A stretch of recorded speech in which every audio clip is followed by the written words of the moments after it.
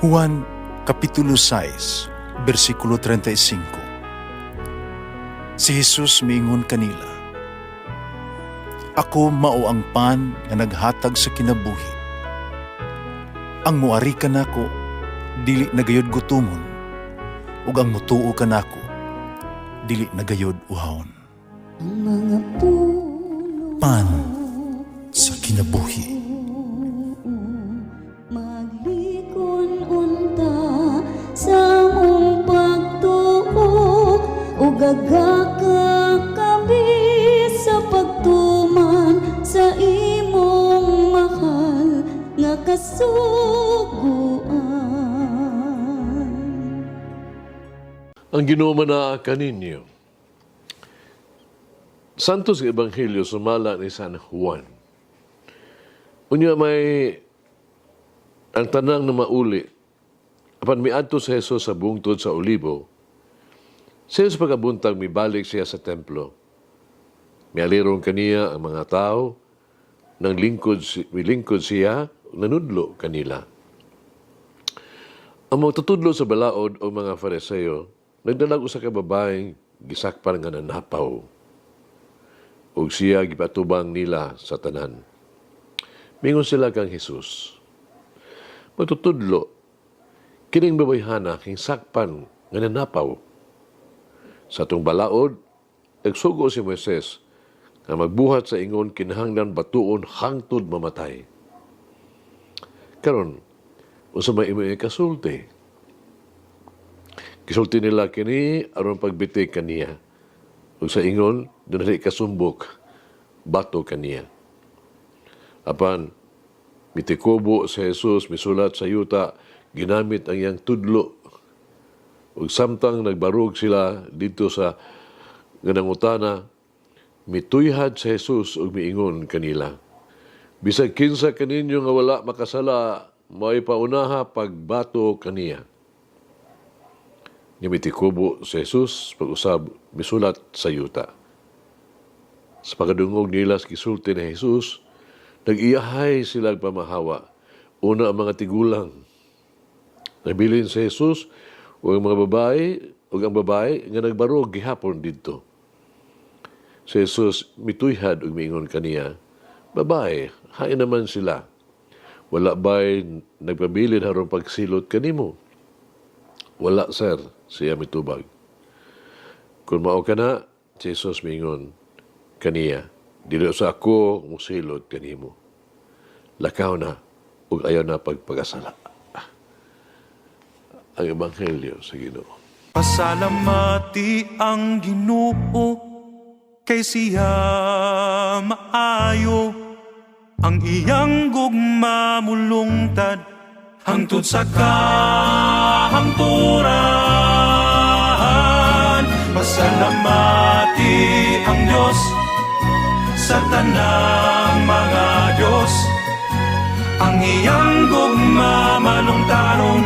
Pasalamati ang Ginoo sa mga Ginoo, ang iyang gugma malungtaron.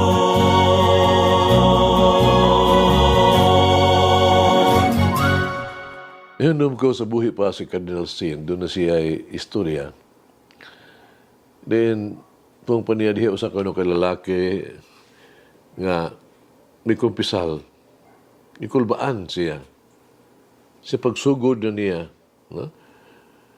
Isugod siya, isulti sa pare nga katluan na katuig, sukat pagyod siya katapos ng pagkumpisal. Ikasabaan siya sa pare.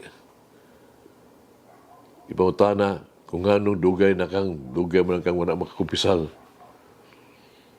Ito kay miingon ang tao. Sa katapusang higayon, nga miadto ako sa pagkumpisalan, ang pare sa maman nimo. Ang kardinal mitapos sa pag-ingon, ngadto siya ning pagkigtabi sa mga pare. Puong pa niya, sa kumpisalan, be kind, fathers, puong pa niya. Always be kind. Kaya kumpisalan, kita giauhag ta Sugot ta sa Ginoo nga kita mapasaylo. Wa ta siguro sa Ginoo nga mo lecture o mga saba. Nagpatandog kanato sa ebanghelyo karon, mao kanang bug-os nga kakulang sa kaluoy sa bahin sa mga eskreba o mga Fariseo nagdalag usa ka babae ngadto kay Hesus. Ang pagka mabination dili ka pakita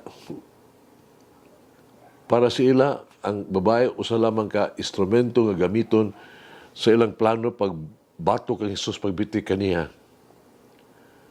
Ang pagsulat sa yuta ni Hesus gihubad sa daghang pamaagi. Kita interesado kaayo nga mahibaw-an kung unsa kaha ang gisulat ni Hesus sa yuta. Ang ba nag-ingon nga tingali iyang gisulat ng mga sala sa mga taong niakusar ng babae. Apan sa lain posibilidad mao nga si Jesus wala gyud gisulat gyud nga mabasa. Kini usa lamang ka pero mag-ihabang pamaagi ba ilang tigong pamaagi nga haron pag-atubang no nining sitwasyon na o sa iyang plano. Ang iyang hagit sa mga tao nga kinsa kadto kining wala gyud sala mao'y unang mulabay sa bato pinaagi kini mao'y paagi ni pagsumbalik no ngadto sa mga taong nag-akusar sa babae. Karon nag-akusar napugos na pagtanaw sa kaugalingon imbis sa sala sa babae o klaro kayo nga sila mahimuot sa ilang nakita silang kaugalingon kay makasala ba di sa sila samtang sila naulaw sa nanlakaw diha si Jesus mitutok na sa babae no ning alaot ng babae sa iyang pagtanaw luoy siya sa babae.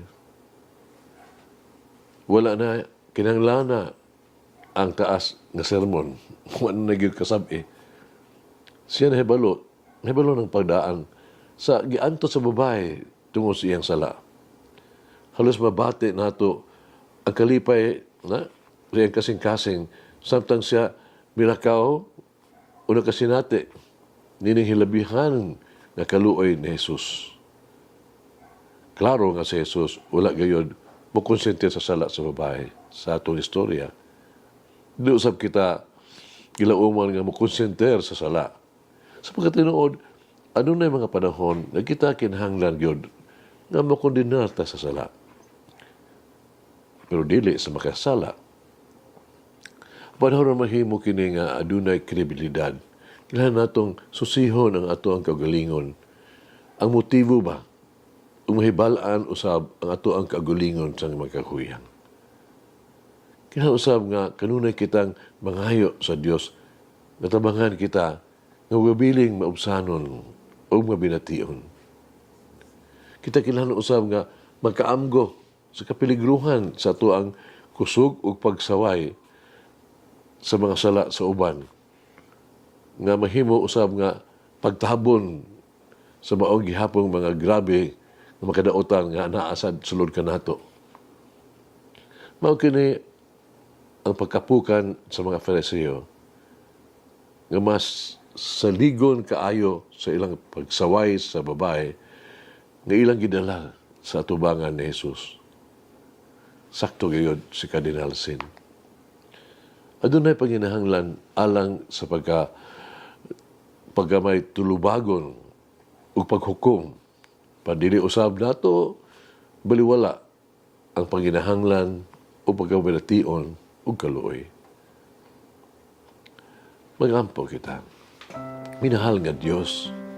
Sa panahon sa Kwaresma tabangi ako nga ipunting amo ang mga mata dadto kay Jesus. Tabangi kami ako sa paggahin dugang pang mga oras pagkiksulti ug pagpaminaw kaniya. Tabangi kami. Nipaambit ko unsa ang anaa sa uban ug sa magbasol sa kahigayunan sa pagkasala. Amen.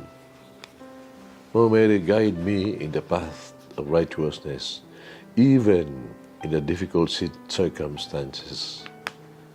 Mula ng Diyos magagahom sa tanan, Amahan, Anak, Espiritu Santo. Amen. May the Lord of the divine mercy bless us all, heal us from all diseases and suffering. Ayun unta niya kita, tanang mga sakit na to sa lawas, o sa kalag, body and soul.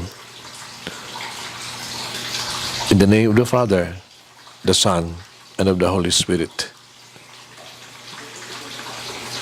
Jesus, I trust in you. Amen. Whoever eats the bread of life will never hunger, says the Lord. Kay galaan inyo nabati ang pagpaambit ug hamubong pamalandong sa pulong sa Dios pinaagi sa tulumanon pan sa kinabuhi nga gidumala ni Monsignor Daddy Silva. Hangtod na usab sa sunod higayon, daghang salamat. The bread of life.